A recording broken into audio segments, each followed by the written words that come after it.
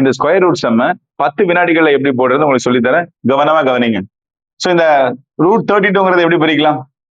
16 into 2 பிரிக்கலாமா? அதே போல இந்த ரூட் 8 எப்படி பிரிக்கலாம்? 4 into 2 பிரிக்கலாமா?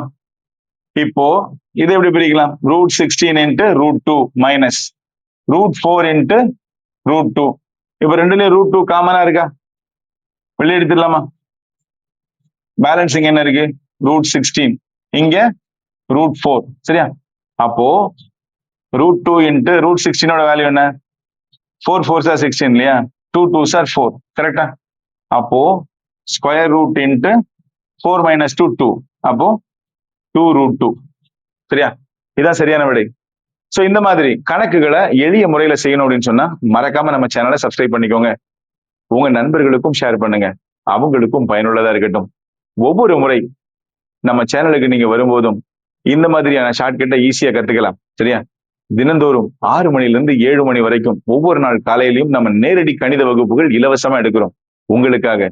மறக்காம கலந்துக்கோங்க. நாளைக்கு காலையில 5 மணிக்கு உங்களுக்காக காத்திருப்பேன். நன்றி.